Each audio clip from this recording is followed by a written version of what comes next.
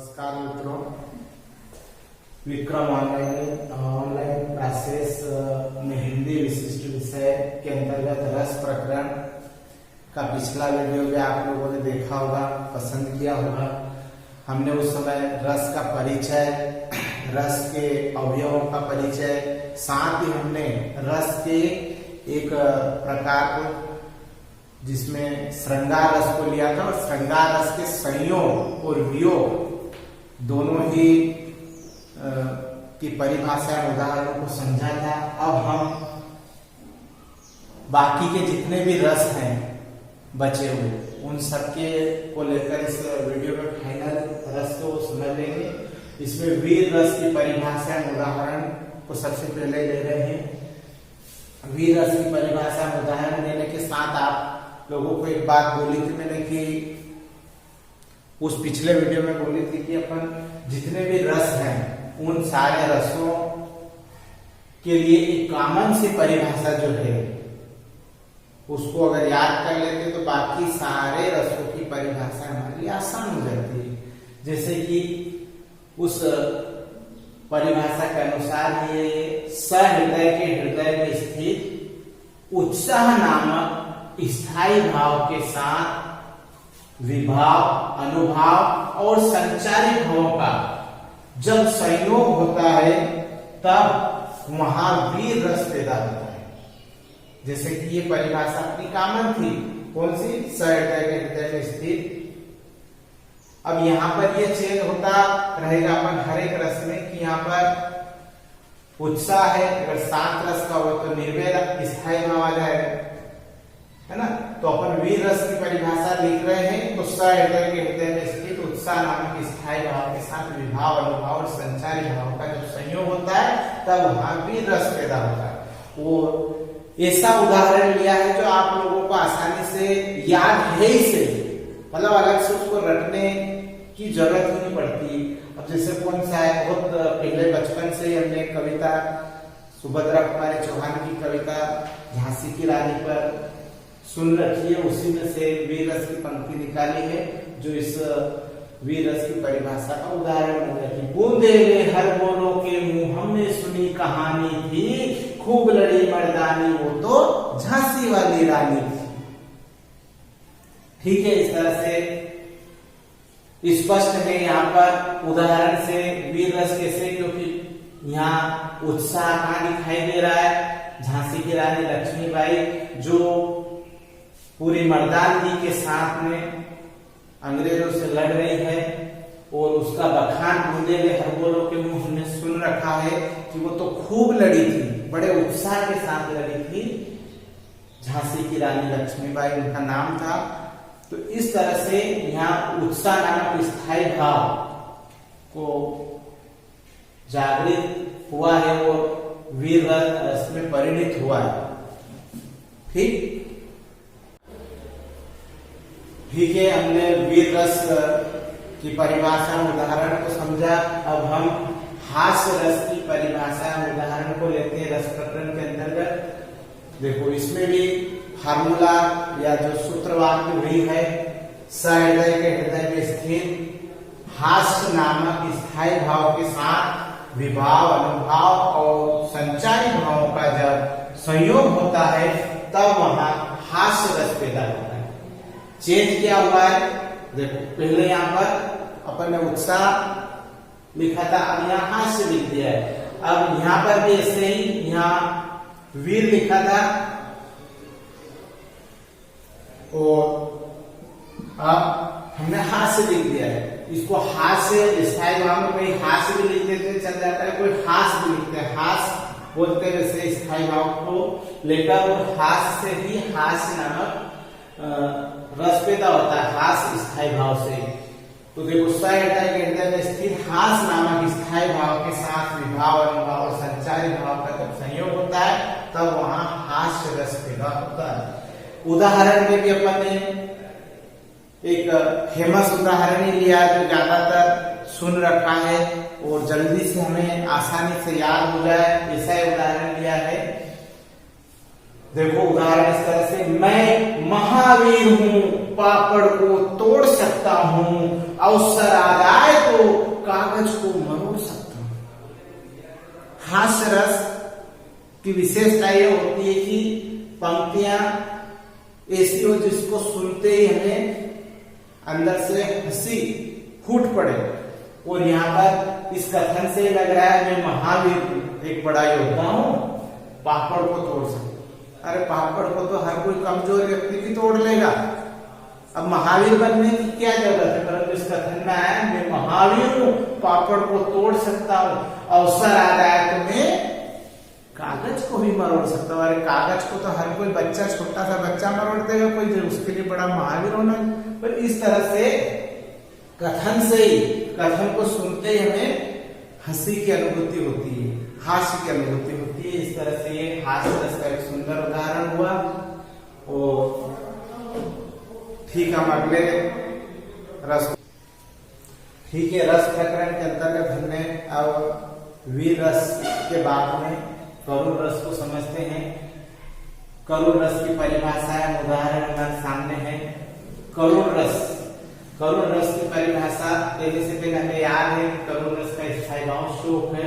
बस अपने सूत्रवाक्य में वही क्या करना है अपने को, सहृदय के हृदय में स्थित शोक नामक स्थायी भाव के साथ विभाव, अनुभव और संचारी भावों का जब संयोग होता है तब वहां करुण रस पैदा होता है।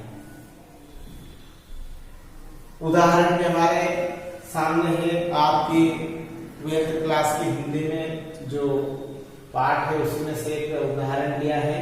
बहुत सरल सी भाषा में उदाहरण है, याद करने में कोई दिक्कत नहीं है। यहाँ पर जो फूल है वह मालिक से करुण पुकार करते हुए कह रहा है। देखो, जहां पर करुण पुकार होगी या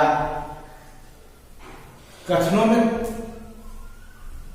करुणा होगी, बस वहां करुण रस का वो सुंदर उदाहरण बन जाएगा। देखो यहाँ पर इस उदाहरण में, जब जब मुझे तोड़ने आता है मैं हंस हंस रो देता हूं, जब तुम मुझ पर हाथ उठाती हो मैं सुधी बुद्धि खो देता हूं। फूल ने करुण पुकार की मालिक से कि जब संसार मेरी तरफ मुझे तोड़ने के लिए अपना हाथ बढ़ाता है, मैं मुस्कुराता हुआ होता हूं, मैं प्रसन्नचित होता हूं, पर मैं उस प्रसन्नता की अवस्था में, हंसती हुई अवस्था में अचानक रो पड़ता हूं। जब जब मुझे तोड़ने आता है मैं हंस हंस रो देता हूं, मतलब मुझे रोना आ जाता है। जब तुम मुझ पर हाथ उठाती हो तो मैं सुधी बुद्धि खो देता हूं, मैं अपनी सुध बुद्ध तक खो देता हूं। ठीक है, इस तरह से यहाँ पर एक पुष्प की करुण पुकार को उदाहरण में हमने लिया। करुण रस की परिभाषा के साथ करुण रस के उदाहरण को समझा। रस प्रकरण के अंतर्गत अब हम अगला रस शांत रस की परिभाषा उदाहरण को ले रहे हैं।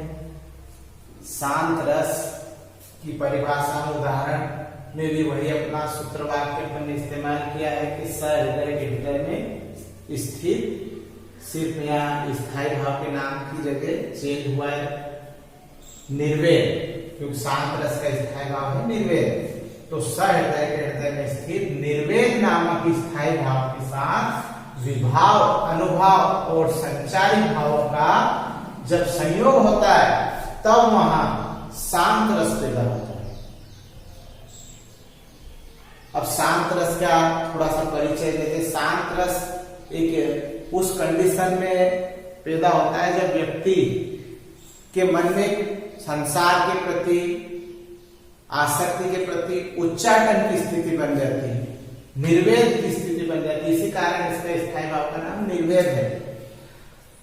अब हमारे जितने भी भक्ति काल के संत कवि हुए, उनकी रचनाओं में हम देखें तो 70% जितनी भी रचना है वो सब शांत रस की रचना है, क्योंकि उन्होंने संसार के प्रति आसक्ति हटाना और प्रभु के चरणों में मन लगाने की बात पर सर्वाधिक जोर दिया है। यहाँ पर भी हम उदाहरण में भी मीराबाई की एक पंक्ति को लिया है हमने। शांत रस का एक अच्छा उदाहरण बन रहा है।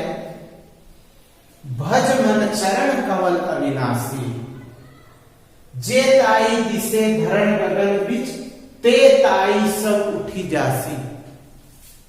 ए मन, तू प्रभु के श्री चरण कमलों में बैठकर भज। क्यों? क्योंकि वही इस संसार में अविनाशी, बाकी सब कुछ नाशवान है, सब कुछ फना हो जाने वाला है। जे ताई दिसे धरण गगन बीच, तू देख सकता है कि जितना भी धरती और आसमान के बीच दिखाई दे रहा है, ते ताई सब उठी जाती, सब एक दिन उठ जाएगा, चला जाएगा, मिट जाएगा। इसलिए वो प्रभु के चरण ही चरण कमल की अविनाशी है, और उन चरण रूपी कमल में बैठकर तू उसको भज।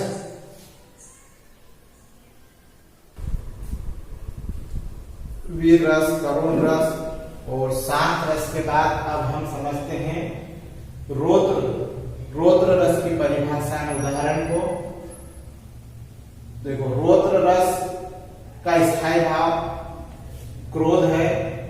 देखते हैं हम कि कोई व्यक्ति क्रोध की अवस्था में होता है तो उसका कहते हैं कि रौद्र रूप होता है। तो क्योंकि क्रोध जागृत हुआ है, व्यक्ति ने रौद्र रूप लिया है, तो उसी अपने सूत्र वाक्य के अनुसार इसकी परिभाषा आसानी से समझ में आ जाएगी कि स हृदय के हृदय में स्थित क्रोध नामक स्थायी भाव के साथ विभाव, अनुभाव और संचारी भावों का जब संयोग होता है तब वहां रौद्र रस पैदा होता है।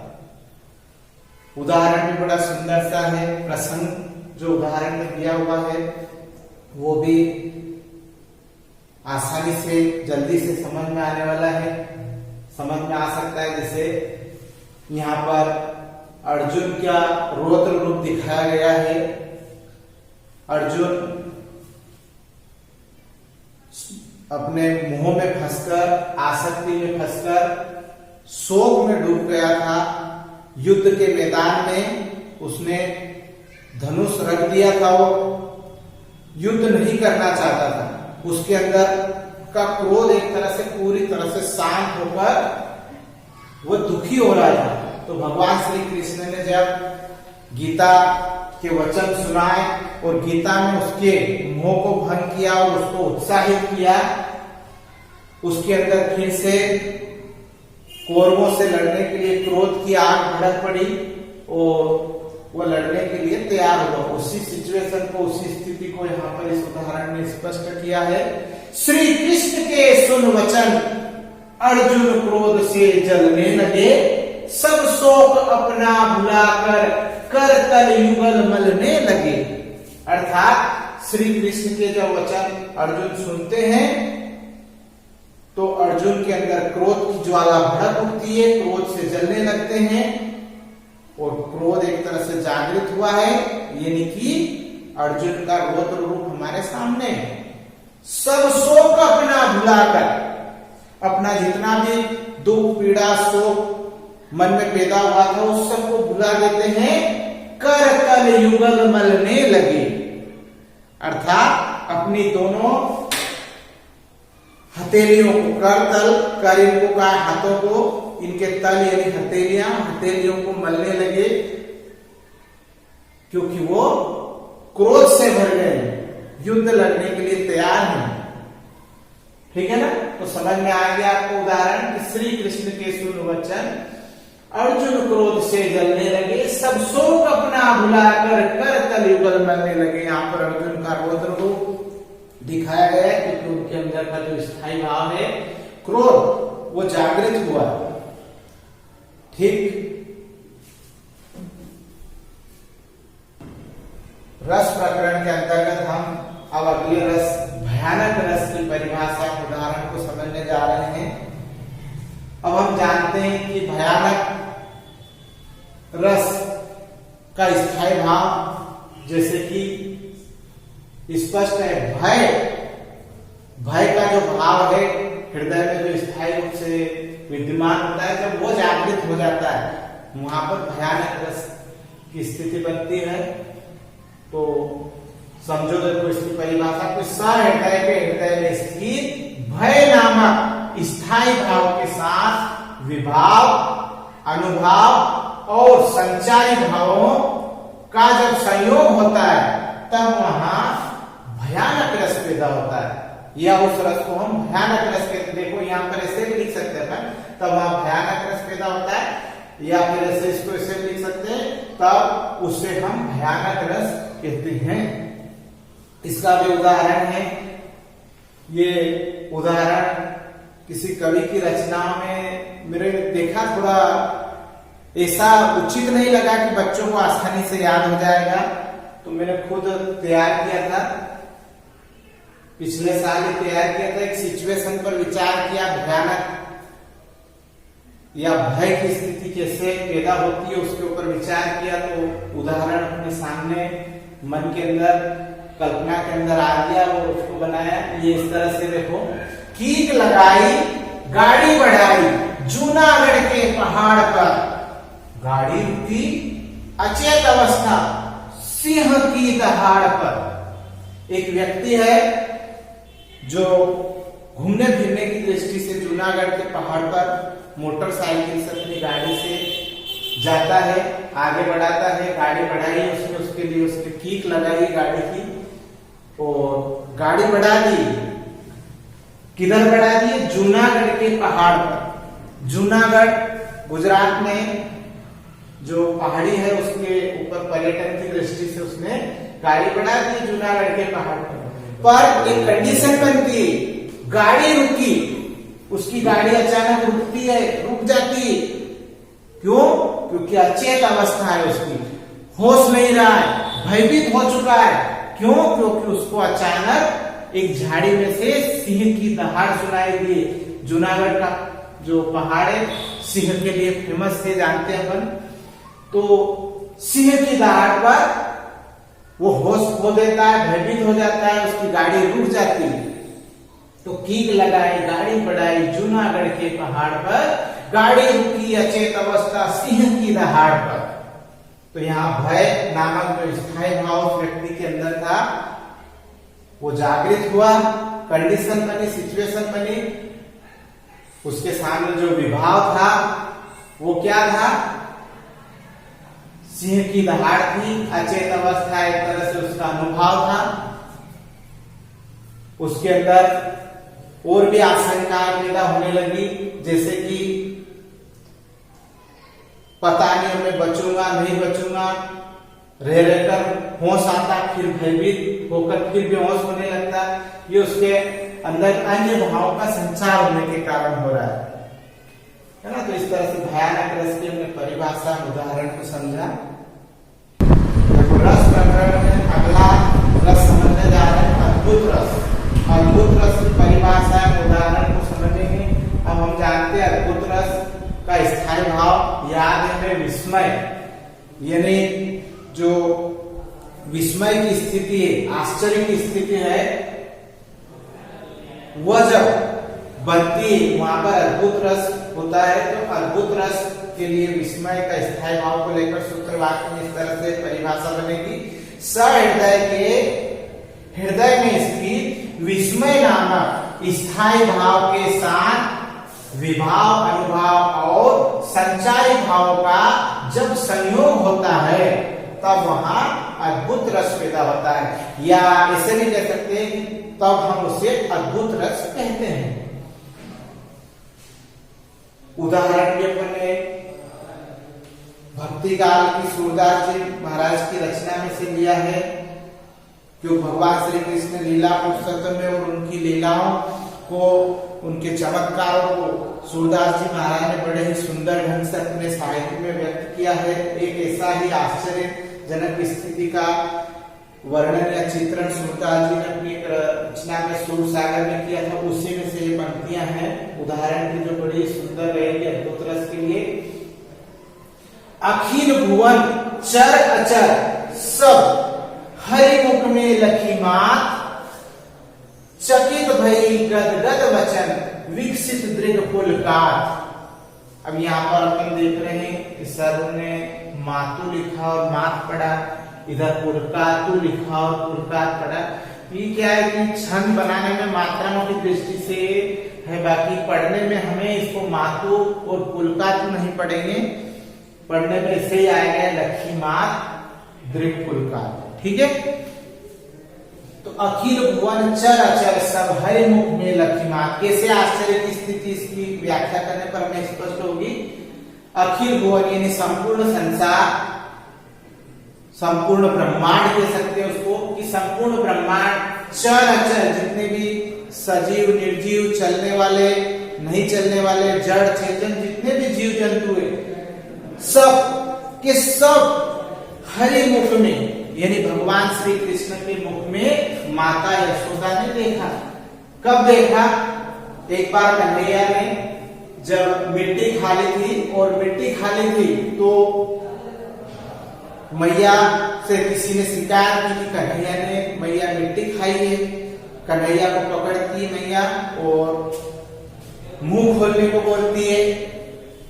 तो पहले तो कन्हैया मुंह खोलता नहीं है, बार बार मां आग्रह करती है तो देखो मुंह खोलता है, पर मुंह खोलने के साथ एक लीला दिखाते हैं कृष्ण कन्हैया अपनी माता को। क्या लीला दिखाते हैं कि अखिल भुवन चर अचर सब संपूर्ण संसार में जितने भी चर अचर जीव जंतु जितनी भी सारी रचनाएं हैं, जड़ चेतन जितनी भी रचनाएं सब के सब कन्हैया के मुख में हरिमुख, हरि भगवान श्री कृष्ण के लिए प्रयुक्त शब्द है हरिमुख यानी कन्हैया के मुख में लक्ष्मीमात देखती है माता चकित भई, देखते ही माता आश्चर्य चकित हो जाती है, ऐसे चकित होती है कि गदगद वचन, ऐसे प्रसन्नता से उस आश्चर्य के कारण भर जाती है कि उनके वचन गदगद वचन हो जाते हैं और वो बोल ही नहीं पाती। गदगद भाव में डूबने के कारण कुछ भी नहीं बोल पाती, कुछ भी कह नहीं पाती, बस देखती ही रह जाती। उनकी आंखें फटी की फटी ही रह जाती। विकसित दृढ़ पुलकात, ये शब्द आंखें फटी की फटी रह जाना, विकसित दृढ़, दृढ़ कहते हैं आंखों को, तो विकसित दृढ़ पुलकात, उनकी आंखें पुलकित होकर प्रसन्न होकर विकसित होकर फटी की फटी रह जाती है और वो पूरी तरह से गदगद हो चुकी है, कुछ बोल नहीं पा रही। तो इस तरह से यहाँ हम देखते हैं कि माता यशोदा को कौन सी स्थिति निर्मित हुई। माता यशोदा के हृदय में विस्मय का भाव जागृत हुआ और विस्मय का भाव जागृत होने के कारण उनकी ये कंडीशन, ऐसी स्थिति होती है कि वो मुख से कुछ बोल नहीं पाती है, उनकी आंखें खुली रह जाती है। इस तरह से हम यहाँ देखते हैं कि ये अद्भुत रस की स्थिति निर्मित हुई है। ठीक, रस प्रकरण के अंतर्गत हम अगले रस विभत्स रस, विभत्स रस की परिभाषा उदाहरण को समझते हैं। विभत्स रस का स्थायी भाव का पता है आप लोगों को, जुगुप्सा घृणा कहते हैं। विभत्स देखे बोलते हैं कभी बार के विभत्सना पूर्ण स्थिति, यानी हम देखकर घृणा की स्थिति बनती है, नाक मुंह सिकोड़ लिए जाते हैं हम जब कुछ कोई दृश्य देखते हैं, तो उस विभत्स, उसको विभत्स दृश्य कहते हैं। तो उसी के आधार पर बना है विभत्स रस, जिसका स्थायी भाव है जुगुप्सा। तो अपने सूत्र वाक्य के अनुसार ये भी इस तरह से परिभाषा बन जाएगी कि सहृदय के हृदय में स्थित जुगुप्सा नामक स्थायी भाव के साथ विभाव, अनुभाव और संचारी भावों का जब संयोग होता है तब वहां विभत्स रस पैदा होता है, या उसे हम विभत्स रस कहते हैं। इसका भी एक उदाहरण सुंदर सा, अब सुंदर सा क्या है, विभत्स दृश्य वाला उदाहरण है विभत्स रस का। सिर पर बैठियो काग, आंखी दो खात निकारत, खींचत जीव ही श्यार, अति ही आनंद उर्धारत। एक लाश जिसमें से सड़ान की गंध आ रही है, काफी दिनों से लाश कहीं पड़ी हुई है, उसके सिर पर एक कौवा आकर बैठ गया है, बैठा बैठा आंखें फोड़ रहा है, खा रहा है निकाल निकाल के, निकाल कर और खींचक जीभ भी एक स्यार भी आ गया है और उस लाश का मुंह के अंदर अपना मुंह डाल के उसकी जुबान को जीभ को खींच रहा है और कैसे अति ही आनंद उधार अत्यंत आनंद के साथ में उस लाश की जीवा को खींच रहा है। तो अब ये पूरी सिचुएशन हमने देखी, ये पूरी घृणा पूर्ण स्थिति है। अगर हम इस दृश्य को देख ले तो ना तो खाना अच्छा लगेगा, ना हमारा मतलब मूड ही बिगड़ जाएगा, कह सकते हैं, है ना, क्योंकि ये विभत्स पूर्ण स्थिति है, जुगुप्सा का भाव जागृत हो जाता है ऐसा दृश्य देखने पर। तो ये विभत्स रस की सुंदर सा एक उदाहरण हुआ हमारे सामने। रस प्रकरण के अंतर्गत हमने विभत्स रस की परिभाषा उदाहरण को समझा और 10वां रस जो है वात्सल्य रस, पहले कुछ वर्षों पहले मोहि रस की परिकल्पना की हिंदी साहित्य जगत में। इस वात्सल्य रस को इसमें भाव को श्रृंगार के साथ जोड़कर माना जाता था, इस वजह से वात्सल्य रस की कोई परिकल्पना नहीं की गई। परंतु महाकवि सूरदास जी का जो ग्रंथ है सूरसागर, उसमें जो वात्सल्य का चित्रण बड़ी खूबी के साथ आया, उसी को ध्यान में रखते हुए हमारे हिंदी साहित्य के विद्वानों ने 10वें रस वात्सल्य रस की परिकल्पना कुछ वर्षों पहले थी, जो 10वें रस के रूप में माना जाता है। और इसी वात्सल्य रस की परिभाषा उदाहरण जो है इसको हम समझेंगे। सहृदय के हृदय में स्थित वही अपना शुद्ध वाक्य है, सहृदय के हृदय में स्थित वत्सल नामक जो स्थायी भाव है, उसके साथ में विभाव, अनुभाव और संचारी भाव का जब संयोग होता है तब उसे हम वात्सल्य रस कहते हैं, या कह सकते हैं तब वहां वात्सल्य रस की निष्पत्ति होती, या उसे हम वात्सल्य रस कहते हैं। दोनों तरीके से कहा जा सकता है। उदाहरण भी बड़ा सुंदर इस सूरसागर ग्रंथ से ही है। ये प्रसिद्ध, इसके ऊपर कई भजन भी बने हैं, गीत भी बने हैं। मैया मैं नहीं माखन खाया झलोटा के लिए भजनों में आपने सुनाई होगा, और उसी भाव को लेकर यहाँ महाकवि सूरदास जी की कलम से ये उदाहरण है। मैया मैं नहीं दधी खायो, ब्रजभाषा पंक्तियां है। मैया मैं नहीं दधी खायो, सब सखा मिली मेरे मुख लपटायो। भगवान श्री कृष्ण, बाल कृष्ण को कोई गोपी आकर शिकायत करती है, उनकी मैया के आगे आकर शिकायत करती है कि मैया कन्हैया ने हमारे यहाँ से माखन की चोरी की है और दही चुराया है, खाया है, देख सकती हो तुम, इसके मुंह पर भी लगा हुआ है।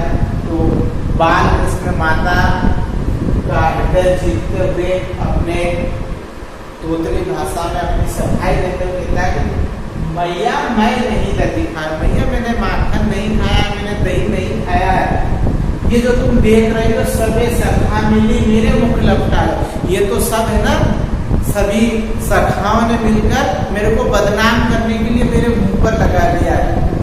तो इस तरह से बाल कृष्ण के कथनों से स्पष्ट होता है कि माँ के हृदय में वात्सल्य का भाव बाल कृष्ण की भोली भाली बातों को सुनकर हो रहा है। अब इस तरह से हमने हिंदी के रस प्रकरण में सभी रसों का परिभाषा और उदाहरण समझे। इसके लिए आप लोगों को बहुत बहुत धन्यवाद। हम अगला वीडियो अलंकार प्रकरण पर जल्द ही जारी करेंगे। आप उनको देखना, समझना, लाइक करना, शेयर करना। ठीक, नमस्ते।